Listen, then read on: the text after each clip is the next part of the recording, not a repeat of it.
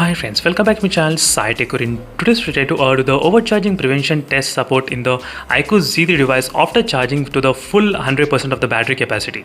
Let's see whether the phone will be having any kind of mechanism or not, and this exact question has been requested by a few of my subscribers asking me to make a video on this iQOO Z3 device. And during this time of testing, I'll try to use a USB digital tester to check whether any kind of current is supplying to the phone after the phone getting charged to 100% or not. Right now the phone is completely charged to 100%, as you can clearly see friends, which I'm trying to use a flash charge only. You can see the clear indication of the flash charge, which is in the yellow symbol, as you can see. Now let me need to remove the cable and connect to this USB digital tester, and I'm trying to connect to the phone. So what happens is that after a certain amount of time, the phone should not take any kind of power.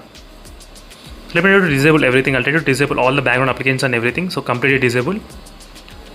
Cleared everything from the background. As you can see, there is no live wallpaper, nothing. So there is no application running in the background to consume any kind of data at all. So right now let's see what happens after a certain time.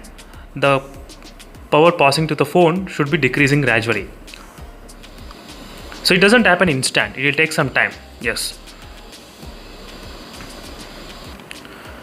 as you can see friends, after a certain amount of time the phone stopped to take complete battery and it's completely to zero, and sometimes it's taking some kind of power. Small amount of power is going into the phone randomly. As you can see, the phone stayed at this moment. The USB digital tester is slightly detecting small amount of power is passing to the phone, and there is no background applications, nothing is running. There is no Wi-Fi, there is no mobile data, there is nothing to be running, but still small amount of power. As you can see, sometimes. As you can see friends, little amount of power is going into the iQOO Z3 device, just a little bit.